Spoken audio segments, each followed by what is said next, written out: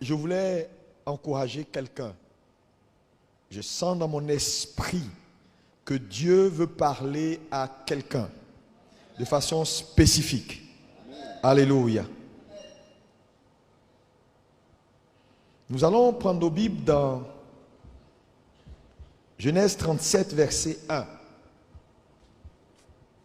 Je vais partager un sujet qui n'a rien à voir avec ce que j'étais en train de dire. Je vais continuer dimanche prochain.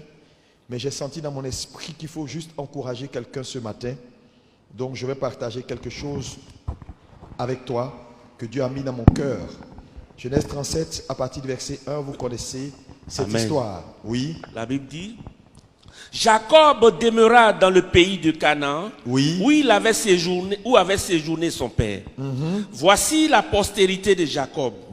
Joseph, âgé de 17 ans, faisait paître le troupeau avec ses frères.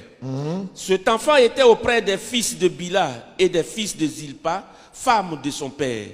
Et Joseph rapportait à leur père leurs mauvais propos. Israël aimait Joseph plus que tous ses autres fils, parce qu'il l'avait eu dans sa vieillesse. Et il lui fit une tunique de plusieurs couleurs. Ses frères virent que leur père l'aimait plus que tous, et ils le prirent en haine. Ils ne pouvaient lui parler avec amitié. Joseph eut un songe, et il le raconta à ses frères, qui le haïrent encore davantage. Il leur dit, écoutez donc ce songe que j'ai eu. Nous étions alliés des gerbes au milieu des champs, et voici, ma gerbe se leva et se tint debout, et vos gerbes l'entouraient et se prosternaient devant elle. Ses frères lui dirent, est-ce que tu régneras sur nous? Est-ce que tu nous gouverneras? Et il le haït encore davantage à cause de ses songes et à cause de ses paroles. Il eut encore un autre songe, et il le raconta à ses frères. Il dit, j'ai eu encore un songe, et voici, le soleil, la lune et 11 étoiles se prosternaient devant moi.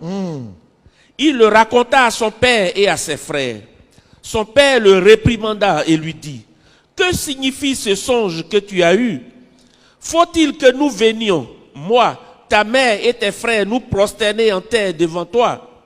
Ses frères eurent de l'envie contre lui, mais son père garda le souvenir de ses paroles. Les frères de Joseph étant allés à Sichem pour faire paître le troupeau de leur père, Israël dit à Joseph, tes frères ne font-ils pas paître le troupeau à Sichem? Viens, je veux t'envoyer vers eux. Et il répondit, me voici. Israël lui dit, va, je te prie, et vois si tes frères sont en bonne santé, et si le troupeau est en bon état, et tu m'en rapporteras des nouvelles. Il l'envoya ainsi de la vallée d'Hébron, et Joseph alla à Sichem. Un homme le rencontra, comme il errait dans les champs, il le questionna en disant, que cherches-tu? Joseph répondit, je cherche mes frères. Dis-moi, je te prie, où ils font paître leur troupeau. Et l'homme dit, ils sont partis d'ici, car je les ai entendus dire, allons à Dothan. Joseph alla après ses frères et il les trouva à Dothan. Il le vit de loin et avant qu'il fût près d'eux, ils complotaient de le faire mourir. Ils se dirent l'un à l'autre, voici le faiseur de songes qui arrive. Venez maintenant, tuons-le et jetons-le dans une des citernes. Nous dirons qu'une bête féroce l'a dévoré et nous verrons ce que deviendront ses songes. Ruben entendit cela et il le délivra de leurs mains. Il dit, ne lui ôtons pas la vie. Ruben leur dit, ne répandez point de sang, jetez-le dans une citerne qui est au désert et ne mettez pas la main sur lui. Il avait dessein de le délivrer de leurs mains pour le faire retourner vers son père. Lorsque Joseph fut arrivé auprès de ses frères, ils le dépouillèrent de sa tunique, de la tunique de plusieurs couleurs qu'il avait sur lui. Ils le prirent et le jetèrent dans la citerne. Cette citerne était vide, il n'y avait point d'eau. Il s'assit ensuite pour manger. Ayant levé les yeux, il vit une caravane d'Ismaélites venant de Galate. Leurs chameaux étaient chargés d'aromates, de baumes, de myrrhe qu'ils transportaient en Égypte. Alors Judas dit à ses frères, que Que gagnerons-nous à tuer notre frère et à cacher son sang? Venez, vendons-le aux Ismaélites et ne mettons pas la main sur lui, car il est notre frère, Amen. notre chair. Gloire à Jésus. Ésaïe 43, verset 1, 2. Ésaïe 43, verset 1, 2. La Bible dit, ainsi parle maintenant l'Éternel qui t'a créé, ô Jacob, celui qui t'a formé, ô Israël. Ne crains rien, car je te rachète. Je t'appelle par ton nom, tu es à moi. Si tu traverses les eaux, je serai avec toi. Et les fleuves, ils ne te submergeront point. Si tu marches dans le feu, tu ne brûleras pas. Alléluia. Et la flamme ne t'embrasera pas. Car je suis l'Éternel ton Dieu, le Saint d'Israël ton Sauveur. Amen. Amen. Dernier verset à lire, Ésaïe 55, verset 9. Ésaïe 55, verset 9. Oui. Autant les cieux sont élevés au-dessus de la terre, autant mes voix sont élevées au-dessus de vos voix et mes pensées au-dessus de vos pensées. Est-ce que quelqu'un peut dire Amen à la parole? Asseyez-vous dans sa sainte présence. Alléluia. Ce matin, je suis là pour parler à quelqu'un qui peut être dans une situation défavorable. Et le thème de mon exhortation ce matin, c'est quand la douleur devient signe de faveur. Est-ce que quelqu'un peut me dire Amen? Je veux dire à quelqu'un dans cette salle ce matin, marcher avec Dieu, alléluia, et accomplir pleinement sa destinée nécessite que nous apprenions à mieux le connaître. Dis à quelqu'un, tu dois connaître Dieu. Oui, tu dois apprendre à connaître Dieu parce que Dieu n'est pas homme ni fils d'homme pour se repentir. La Bible déclare donc dans Ésaïe 55, autant ses voix sont élevées au-dessus de nos voix, autant ses pensées au-dessus de nos pensées. Alléluia.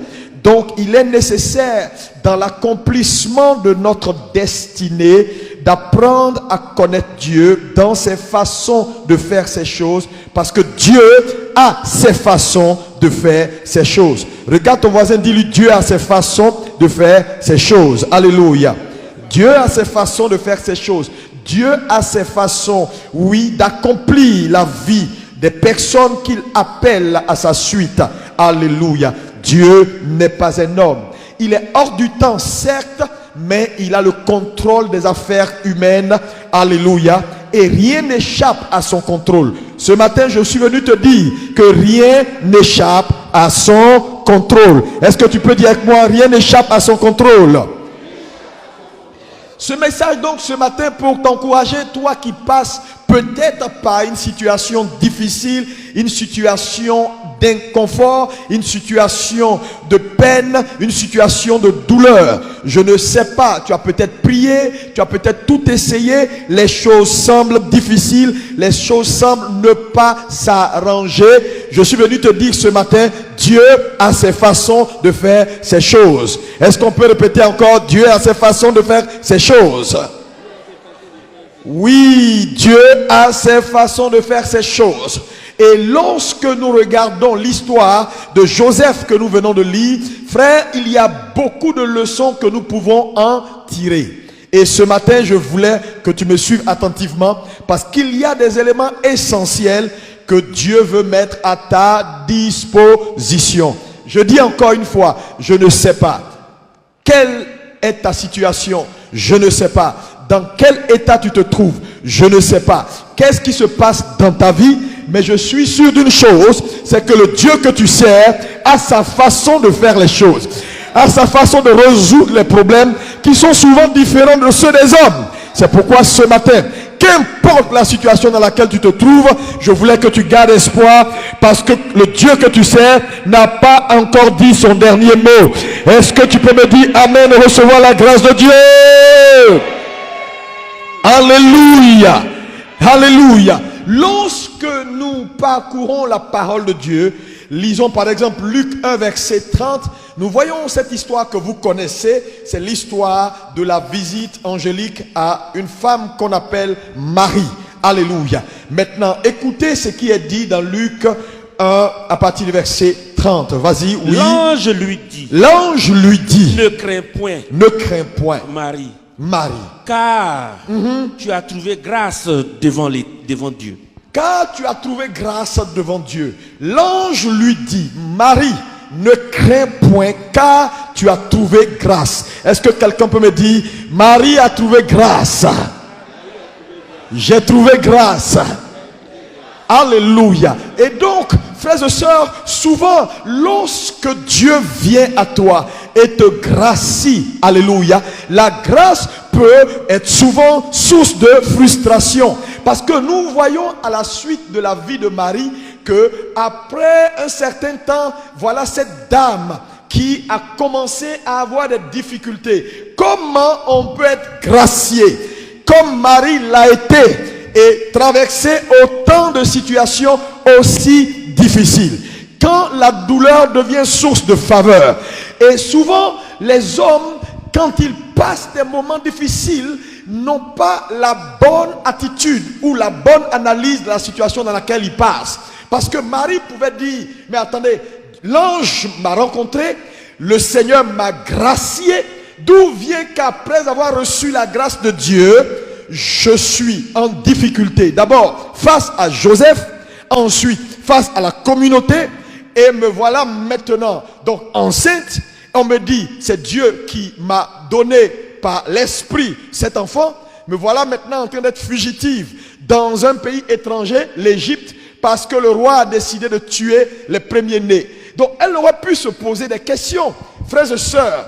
Pourquoi? Parce que quand la grâce vient vers toi, alléluia, la grâce peut souvent ressembler à quelque chose dont tu n'as pas véritablement l'habitude de voir. Parce que les gens, quand on parle de faveur ou de grâce, la seule chose qu'ils ont dans leur pensée, c'est Dieu va me donner une voiture, Dieu va me bénir, Dieu va faire ça, il va faire ça, il va faire ça. Mais la grâce peut venir vers toi dans une autre forme que la forme dont tu t'attends habituellement. Je veux dire à quelqu'un ce matin, je ne sais pas dans quoi tu es, dans quoi tu te retrouves en ce moment. Ça peut être des situations difficiles, mais j'ai appris une chose avec Dieu. Dieu n'est pas un homme et Dieu a ses façons de faire ses choses. Alléluia. La grâce qui vient à un homme n'est pas toujours dans la forme dans laquelle il attend cette grâce. Très souvent, nous les enfants de Dieu, lorsqu'on parle de Dieu m'a gracié, Dieu m'a béni, Dieu m'a donné une affaire, Dieu a ouvert des portes pour moi, les choses vont bien, j'ai beaucoup plus de capacité. Mais dans le cas de Marie, on se rend compte qu'elle reçoit la grâce. Au lieu d'avoir des effets positifs, cette grâce ou cette faveur devient quelque chose de défavorable. Donc la faveur peut être défavorable. C'est pourquoi ce matin, je ne sais pas dans quoi tu es, mais je suis venu t'encourager à avoir la bonne lecture pour ne pas à vouloir avorter ta douleur, que tu avortes ou détruises ta grâce. Alléluia. Oui, plusieurs, ou ne comprenant pas la situation dans laquelle ils sont, ont détruit leur grâce en voulant avorter leur douleur. Frères et sœurs, ce matin, je suis venu encourager quelqu'un et dire à quelqu'un, le Dieu que tu sers n'est pas un homme. Dis-moi amen, amen, amen. Alléluia. Donc la première chose que je veux mettre ici à ton attention, c'est que lorsqu'on repart à l'histoire de Joseph, vous allez voir que voilà un homme qui reçoit une visitation divine. La Bible déclare que Dieu, par un songe, se révèle à Joseph et montre à Joseph que je suis avec toi et je t'envoie quelque part. Donc dans la vision, il voit donc 11 verges qui se prosternent devant sa verge. Et il rapporte donc la vision à ses frères. Et après avoir rapporté cette vision à ses frères, la Bible dit la haine entra dans leur cœur et le processus va commencer. La première chose, ils mettent la main sur Joseph. La deuxième chose, ils jettent Joseph dans un puits. Troisième chose, il est vendu à des Ismaélites. Quatrième chose, il se retrouve en Égypte, alléluia, chez Potiphar. Cinquième chose, quelques années plus tard, il se retrouve en prison. Mais quand vous regardez le parcours de Joseph, frères et sœurs, ce parcours ressemble à un parcours douloureux. Mais chaque étape de ce parcours est une manifestation de la grâce de Dieu. Est une manifestation de la grâce de Dieu. Parce que nous pouvons voir Joseph, alléluia. Imaginez la vie de Joseph sans le puits. Mais vous allez remarquer qu'à toutes ces étapes, Dieu est resté silencieux. Et ce point est très important. Quand vous traversez des moments difficiles, des moments d'incompréhension, de douleur, Dieu n'est pas un homme. Dieu peut rester silencieux. C'est le premier point important que je veux que tu saisisses. Le silence de Dieu dans une situation est toujours un message. Savoir interpréter le silence de Dieu est ce qui va te faire plus de bien. Parce que quand Dieu ne dit rien, il est en train de parler.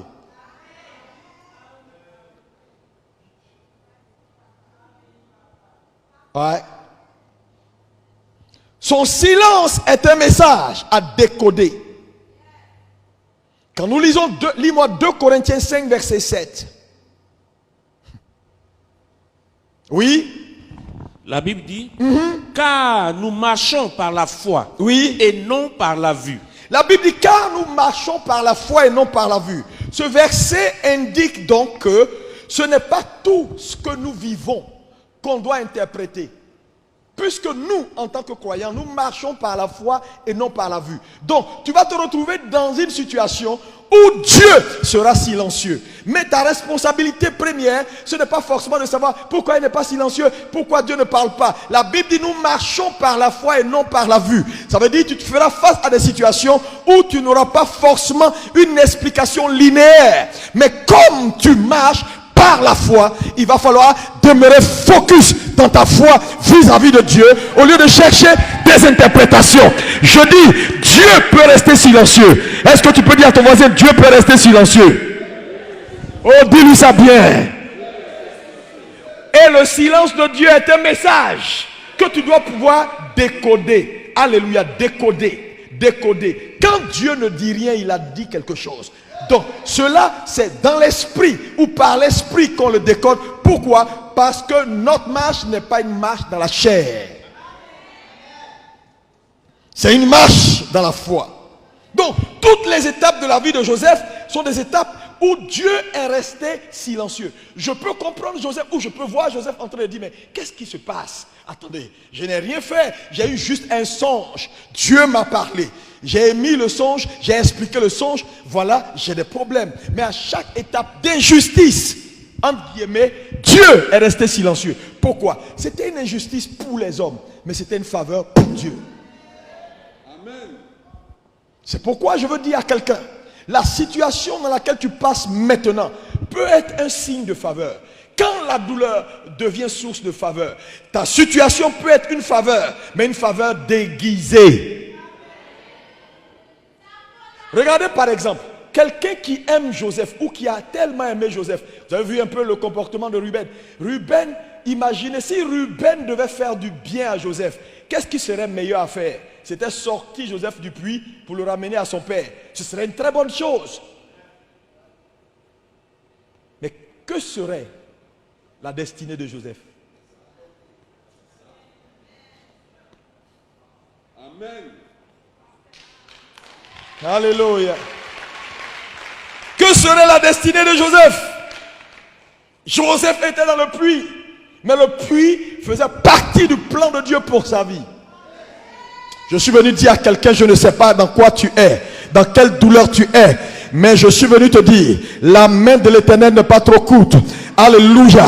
Dieu a ses voies, ses façons de faire. Il dit autant les cieux sont élevés, autant mes voix sont au-dessus de vos voix. Je suis venu prophétiser sur quelqu'un ce matin. N'avorte pas la grâce de Dieu dans ta vie. N'avorte pas la grâce de Dieu dans ta vie. Et du discernement au nom de Jésus.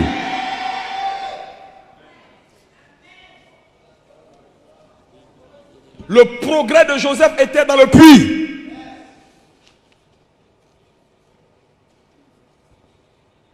Deuxième élément important ici que je veux te dire, alléluia. Tu dois comprendre, et c'est important, qu'il y a des douleurs qui qualifient mieux que des trophées. Amen.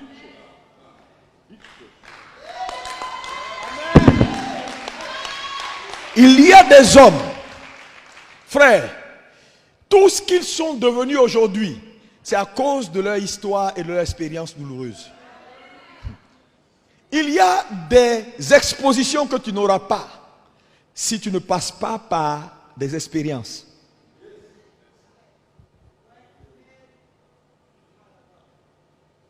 Tu dois apprendre à avoir la bonne lecture des situations dans lesquelles tu passes. Sinon, tu peux avorter ta destinée. Le puits était un progrès pour Joseph. Être vendu en esclavage était un progrès pour Joseph. La douleur de l'abandon et du rejet était un progrès pour la vie de Joseph. Je déclare, je ne sais pas, qu'est-ce qui t'a bloqué ce matin? Tu as pleuré, tu as essayé, c'est compliqué, tu as tout fait. Mais je suis venu te dire que tu es dans une faveur déguisée. Tu es dans une faveur déguisée. Tu es dans une faveur déguisée. Tu es dans une faveur déguisée. Au nom de Jésus, reçois la révélation de cette grâce.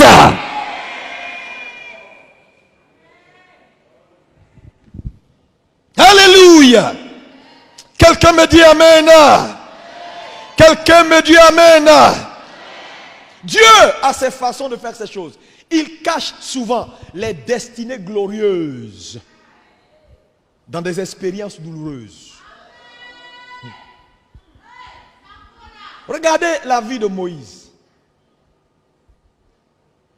La Bible nous dit dans Exode 2, versets 2 à 11, quand Moïse est né, Dieu a caché ce petit enfant dans un petit panier. Il dit à sa mère, jetez le petit là sur l'eau. La mère a dû pleurer. Elle s'est fait accompagner par sa petite sœur.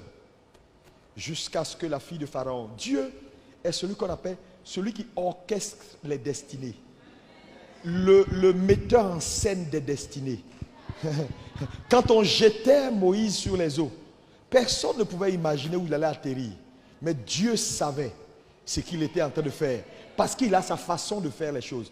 Il a sa façon de gracier ses héros.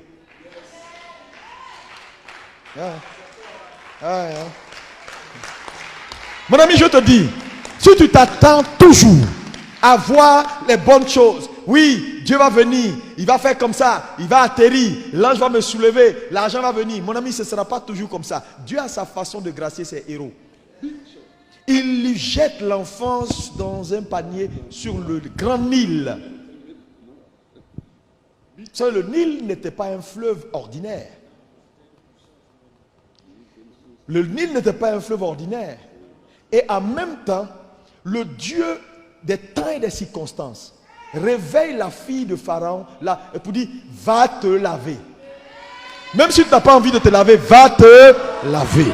Je vois la destinée de quelqu'un orchestrée par le Seigneur. Je vois la vie de quelqu'un être dans les mains du Dieu Tout-Puissant, en train d'orchestrer, en train oh mon Dieu, je déclare sur ta vie, tu accompliras tes jours au nom de Jésus. Je dis, tu accompliras tes jours au nom de Jésus. Alléluia.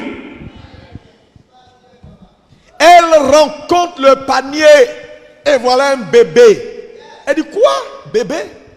Bon, écoutez, donnons-lui un nom. Moïse, celui qui a vaincu les eaux. Parce que le Nil n'était pas un petit fleuve. Hein. Traverser le Nil, ça veut dire que tu as vaincu le Nil. Mais c'était une action prophétique que Dieu lançait. Parce que le pouvoir du Pharaon prenait source dans le Nil. Et Moïse, en ayant la victoire sur le Nil, avait déjà scellé la destinée de Pharaon. Déjà bébé.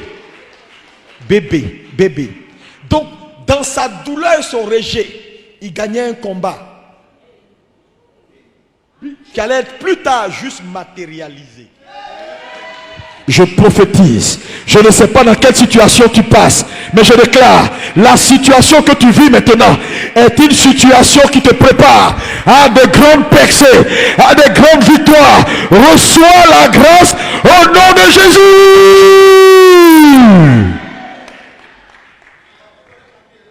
Pakarabamos. Les brequets de Borima Kataparo. Je vois la vie de quelqu'un, frère. Je sais, je connais le Dieu que je sais. Je vois la destinée de quelqu'un. Frère, cette situation de rejet, cette situation de rejet, cette situation de douleur, cette situation difficile, oh mon Dieu, est juste un tremplin que Dieu te donne pour l'étape suivante. Est-ce que tu peux me dire Amen, je reçois?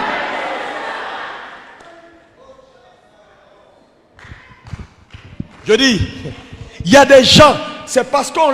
J'ai dit, il y a des gens, c'est parce qu'on les a chassés de leur maison qu'ils ont construit le château qui est là. Je te vois en train de construire ton château. Oh mon Dieu, oh mon Dieu. Tu sais, je te dis, Dieu, c'est un metteur en scène. Je te dis, il va utiliser tes ennemis pour te pousser vers ta destinée. Je déclare sur ta vie maintenant, toutes les situations que tu passes, maintenant même, qu'elle t'envoie vers ta destinée au nom de Jésus. Je dis qu'elle t'envoie au nom de Jésus.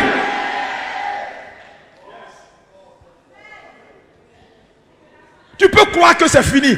Dis à ton voisin, ce n'est pas fini. Je te dis, ce n'est pas fini jusqu'à ce que toi tu gagnes. Tant que tu n'as pas gagné, on ne peut pas fermer la porte. Tant que tu n'as pas gagné, la fin ne peut pas finir. Tant que tu n'as pas gagné, on ne peut pas arrêter. Je commande et je déclare qu'il en soit ainsi pour ta vie au nom de Jésus.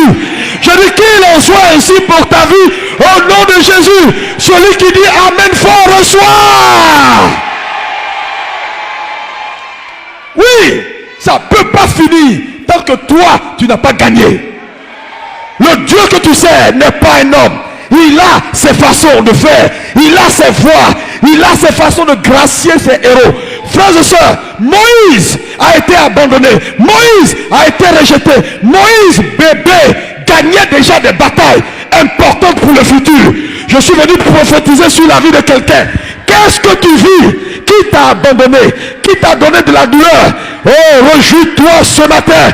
Oh, réjouis-toi ce matin. Le Dieu que tu sais a la capacité de transformer les situations les plus difficiles en situations de bonheur.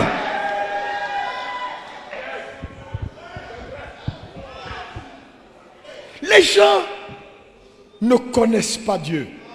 Il dit, autant les cieux sont élevés. Il dit, c'est comme ça, mes voix sont au-dessus de vos voix et mes pensées au-dessus de vos pensées.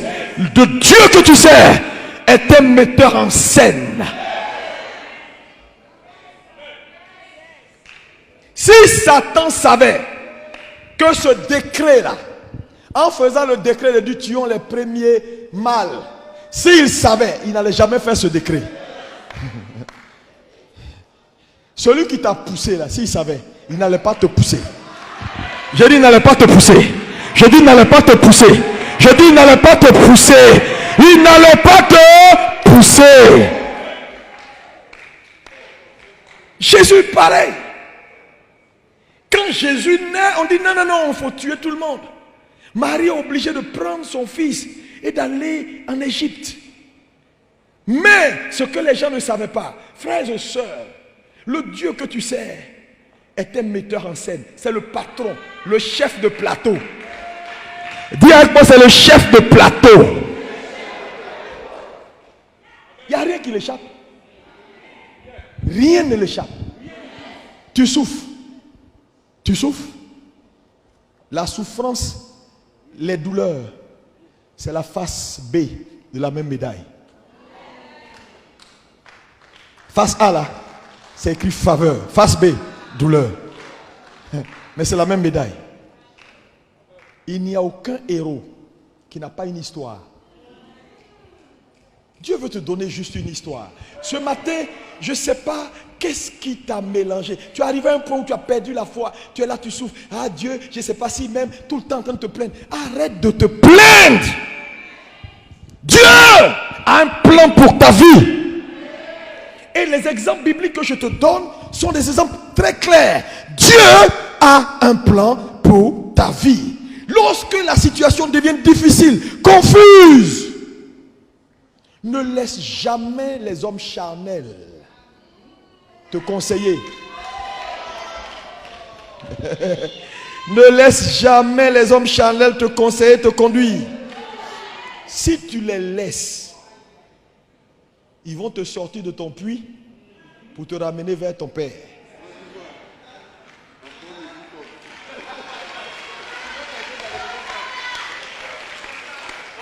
Ils vont te sortir de ton puits pour te ramener vers ton Père. Pourquoi? Parce que tu souffres trop. Donc, ils ont compassion. Tu comprends jusqu'à où Satan peut parfois, tu comprends jusqu'à où Satan peut parfois utiliser même la compassion et la bonne volonté des hommes pour accomplir son dessein à lui. Yeah. Quand tu es en situation de difficulté, il te faut avoir beaucoup de lucidité. Oui, beaucoup de lucidité. Quand Pierre dit à Jésus, non, tu ne peux pas aller à la croix, il est sincère. On n'est pas d'accord. Il aime Jésus, c'est une compassion. Mais ça, là, Jésus dit, arrière de moi, Satan. Parce que même la bonne intention des gens qui t'aiment peut te détruire. Je dis, ils vont te sortir de ton puits, ils vont te ramener vers ton Père. Il y aura une fête, mais une fête qui va mettre fin à ta destinée. Je suis venu dire à quelqu'un, parce que je vois dans mon esprit des gens qui sont sur le point d'avorter leur douleur.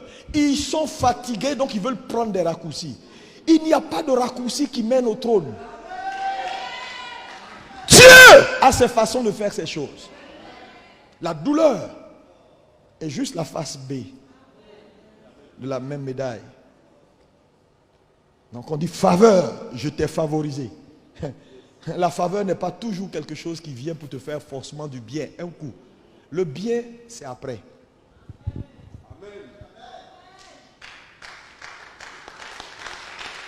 Quelqu'un me dit amen bien. Oh, dis-moi un amen meilleur. Alléluia. Jacob aurait été très heureux de retrouver son fils, n'est-ce pas?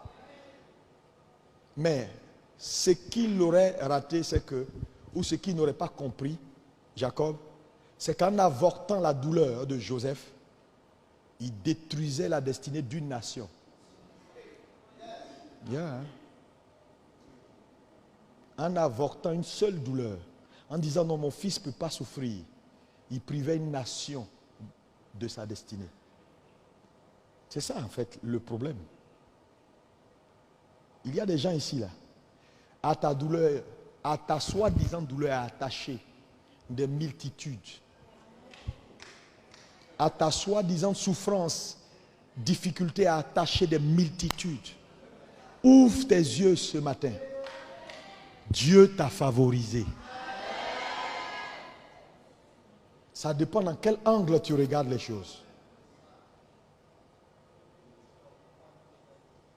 Je t'assure, quand Dieu a mis ça dans mon esprit, j'ai dit, sûrement ils sont là, il y a 2, 3, 4 personnes ce matin qui ont besoin de revenir à Dieu pour dire, Seigneur, tu n'es pas un homme pour mentir, ni fils d'homme pour te repentir. Ce que Dieu t'a dit, il l'accomplira. Non, attends, vous savez, ou bien Dieu a peur de toi. S'il ne veut pas faire quelque chose, il va te dire, je ne fais pas. Mais s'il te dit, je vais faire, il le fera. Le problème, c'est qu'il a ses façons. Donc, très souvent, n'interroge pas sa façon de faire. Attends le résultat. Le résultat sera le même. Est-ce que quelqu'un peut me dire amen? Est-ce qu'on peut acclamer pour Jésus?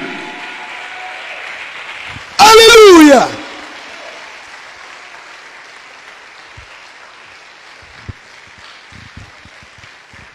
Parce que vous savez, je vais vous dire, même le mauvais témoignage, et souvent vous allez voir que le mauvais témoignage, la douleur dans la vie d'un homme, l'expérience qui n'est pas la bonne expérience peut avoir une valeur monétaire.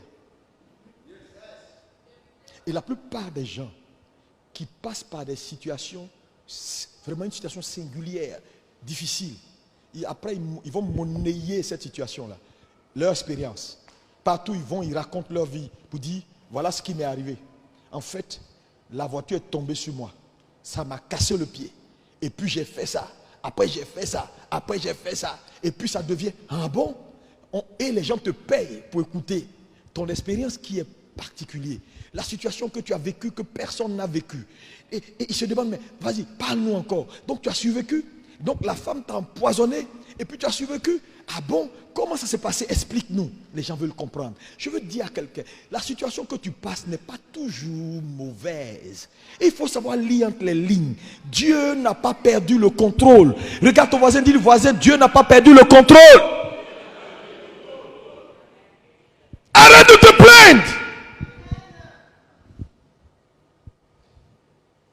Dieu n'a pas perdu le contrôle. Au soir de ta vie, quand tu vas faire la lecture de ton parcours, tu vas acclamer Dieu pour dire, waouh, quel metteur en scène, quel Dieu puissant, quel Dieu merveilleux. Je veux te dire, on t'a abandonné, c'est pas grave. Ils ont abandonné Jésus aussi. On t'a rejeté, c'est pas grave. Jésus même a été rejeté. Il a souffert des choses, même que tu n'as même pas encore vécu la moitié ou le tiers. Mais malgré cela, il a réussi. On peut réussir malgré la douleur. On peut réussir malgré les situations de confusion extrême. Je suis venu encourager quelqu'un ce matin. Ne perds pas espoir. Ne cherche pas à prendre de raccourcis. Ne cherche pas à avorter les douleurs qui sont dans ton parcours.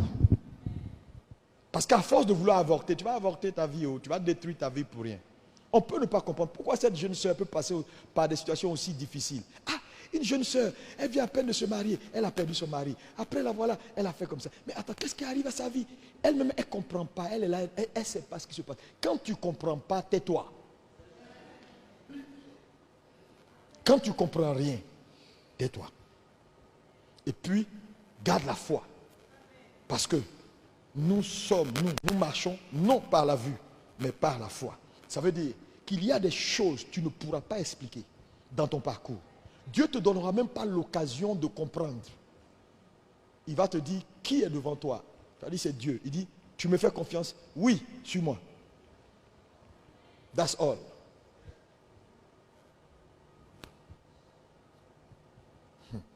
Joseph est un témoignage, c'est-à-dire son témoignage est extraordinaire. On le lit, on regarde, mais au-delà de tout ce que nous pouvons lire, ah oui, il a fait comme ça, mais Joseph était quelqu'un de spirituellement très élevé. Parce que avoir un tel silence de ton Dieu, durant un parcours aussi chaotique, et ne pas toi-même te plaindre, tu as à féliciter. Joseph ne s'est jamais plaint. C'est pourquoi je prie pour le témoignage intérieur. Que Dieu te donne le témoignage intérieur. Que Dieu te donne le témoignage intérieur. Que Dieu te donne le témoignage intérieur. Que ce n'est pas fini. Tant que toi tu t'en sors pas, ce n'est pas fini. Ça c'est un témoignage. C'est l'esprit qui le fixe dans ton esprit. Et ça dit, tout le monde te regarde. Et tout le monde a pitié de toi, sauf toi-même. Pourquoi? Parce que tu as un témoignage. Un témoignage que personne n'a. Tu sais et tu sais que tant que tu n'as pas gagné, ce n'est pas fini. On dit, mais mon ami, comment tu fais? Tu dis, je ne sais pas. Mais ce que je sais, mon Rédempteur est vivant. On dit, tu ne vois pas que tu souffles là? Et que tu dois laisser cette affaire-là pour prendre ce chemin-là. Tu dis non, laissons. Dieu est au contrôle. J'ai le témoignage intérieur. fort, je vois la gloire de Dieu sur ta vie ce matin. Je dis, je vois la gloire de Dieu sur ta vie ce matin. La faveur, ce n'est pas quand tout va bien. Je suis venu te dire ça aujourd'hui. Enlève ça dans ta... Parce que les chrétiens ont ça dans leur pensée. Quand tout va bien, on dit, ah lui, celui-là, il a beaucoup la grâce de Dieu, hein, tout marche pour lui. C'est faux. Tout peut aller bien pour toi. Dieu t'a rejeté.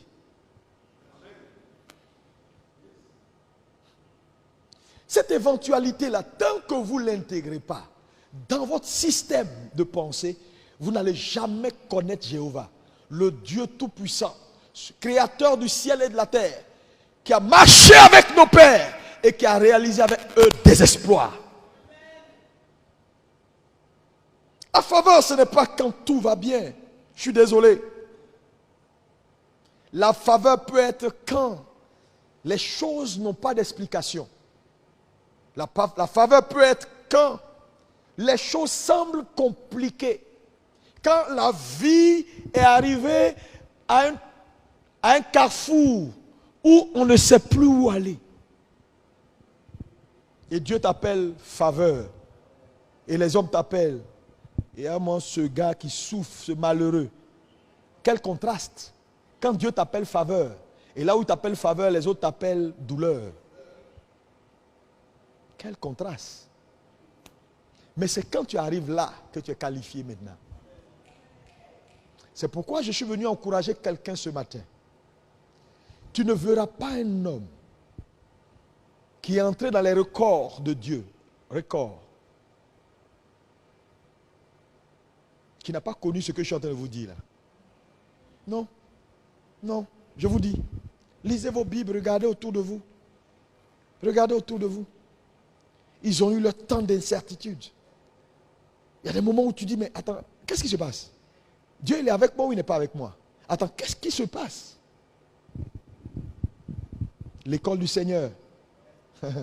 L'école du Seigneur. C'est pourquoi je vois des gens dans cette salle. D'ici quelques années, personne ne va te reconnaître. Je dis, personne ne va te reconnaître. Ton amen n'est pas à la hauteur de la prophétie.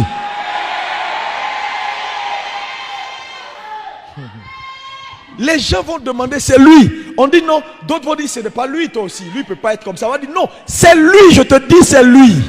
On dit, non, non, non, non, non, non.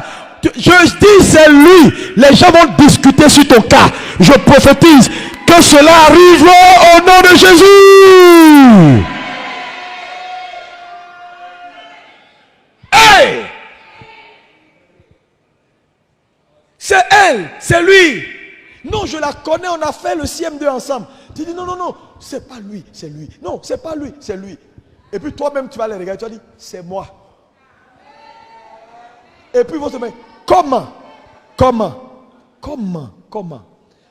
Oh mon Dieu. Que le comment des hommes ne trouve jamais de réponse te concernant. Je dis que le comment ne trouve jamais de réponse te concernant au nom de Jésus.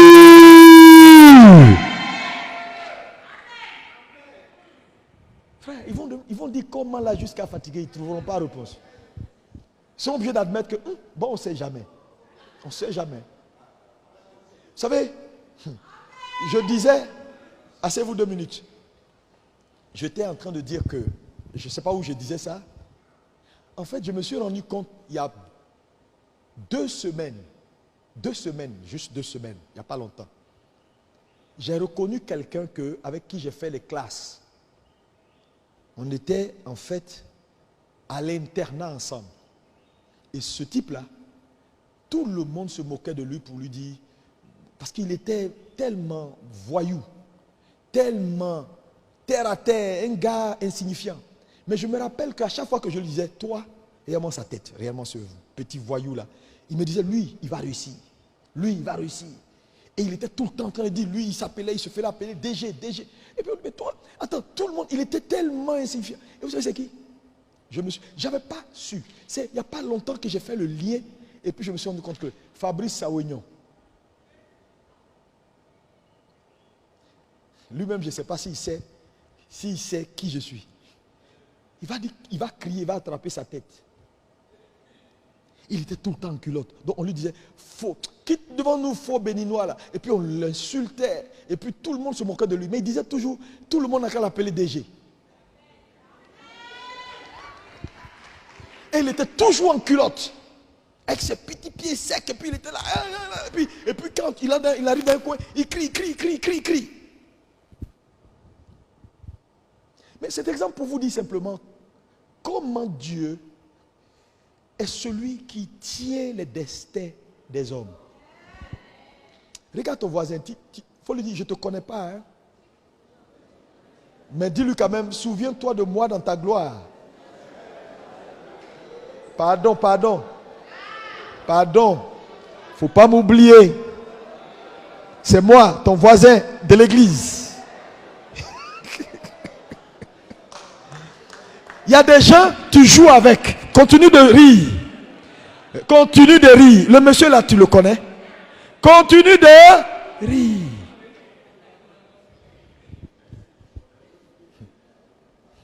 Alléluia. Je suis venu dire à quelqu'un, il y a de l'espoir pour toi. Je lui dis encore amen bien. Ce matin, n'oublie pas une chose. Ce n'est pas encore fini tant que toi, tu n'as pas gagné. Non, ça ne peut pas finir. Ça ne peut pas finir. J'ai dit, Dieu va aller réveiller même ton ennemi. Parce que Dieu est fort. Est-ce qu'on peut dire avec moi, il est fort? C'est pourquoi les petits problèmes dans lesquels tu passes là, il faut relativiser. Et arrête d'être trop sérieux à crier sur Dieu matin, midi, soir. Seigneur, je ne te comprends pas. Moi, je pense que tu m'as trahi. Dieu va te trahir. Tu es trop petit pour que Dieu te trahisse. Trop petit. Il faut relativiser. 2 ans de mariage, tu n'as pas un enfant. Tu appelles ça, c'est long. Ce n'est pas encore long. Il y en a qui ont 14 ans. 15 ans. C'est après 15 ans. Dieu même souvent attend jusqu'à ce qu'ils vieillissent. Comme Sarah. Et quand on leur dit tu vas faire un enfant, elle commence à rire. Parce qu'elle imagine comment Abraham va se débrouiller sur elle là. Elle ne voit pas.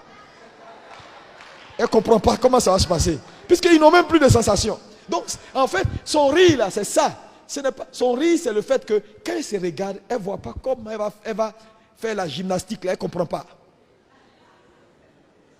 C'est ça ton Dieu. Quand c'est gâté. Il entre en scène. Oh, est-ce qu'on peut acclamer Jésus?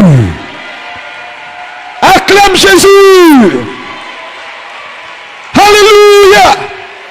Alléluia. Qu'il te soit fait selon ta foi ce matin au nom de Jésus. Alléluia. Lis-moi Genèse 50, verset 17. Regardez ce récit-là. Frère, tous ceux qui t'ont fait du mal sont en train de te pousser vers ton futur. Ils sont en train de te pousser doucement vers le futur. Quelqu'un te cogne un peu, il t'a poussé un peu. C'est pourquoi je dis, il faut relativiser. Hein. Je vous ai toujours dit ici dans cette église, il y a des départs qui apportent la lumière. Tu peux ne pas tout comprendre. Tu peux ne pas tout comprendre. Mais c'est quand tu ne comprendras pas qu'il faut garder ton calme. Je te dis, si tu as giflé quelqu'un, il t'a giflé, tu sais pourquoi il t'a giflé. Mais quand tu n'as pas touché quelqu'un et puis te fait du mal, garde ton calme. Dieu n'est pas loin. Dieu n'est pas loin. Vas-y, fais-moi la lecture. Vous parlerez ainsi à Joseph. Oui. Oh, pardonne le crime de tes frères et leurs péchés. Car ils t'ont fait du mal. Pardonne maintenant le péché des serviteurs du Dieu de ton père. Joseph pleura en entendant ces paroles. Ses frères vinrent eux-mêmes se prosterner devant lui et ils dirent, nous sommes tes serviteurs. Joseph leur dit, soyez sans crainte, car suis-je à la place de Dieu. Tu as vu, ce monsieur était hautement spirituel. Il dit, lui n'est pas à la place de Dieu. Il comprend que Dieu est celui qui orchestre tout. Continue. Vous aviez médité de me faire du mal. Dieu l'a transformé en bien pour accomplir ce qui arrive aujourd'hui, pour sauver la vie à un peuple nombreux. Il a tout dit. Il a tout dit et il a tout compris. Ça veut dire quoi? Ça veut dire simplement que Joseph a compris que si quelqu'un l'avait tellement aimé pour le ramener à son père, c'était Israël qui était privé de destinée. Il y a des biens. Mieux vaut qu'on ne te les fasse pas maintenant. Je te dis, il y a des biens. Il faut prier Dieu que ça n'arrive pas maintenant. Souvent, quelqu'un te laisse, tu pleures. C'est bon qu'il parte maintenant. Pas demain. Demain, ça peut être plus grave. Vous avez médité de me faire du mal. Ce n'est pas votre faute. Mais Dieu l'a transformé. C'était le piédestal pour Dieu. La douleur est une face B de la médaille qu'on appelle faveur. Lis-moi maintenant le psaume 23, verset 5. Je ne sais pas qui t'a fait du mal ce matin, mais je suis venu te dire, les 11 étoiles là vont se prosterner devant ton étoile. Je dis, ils finiront par se prosterner. Lis-moi ça. Psaume 23, vous connaissez ce texte, verset 5.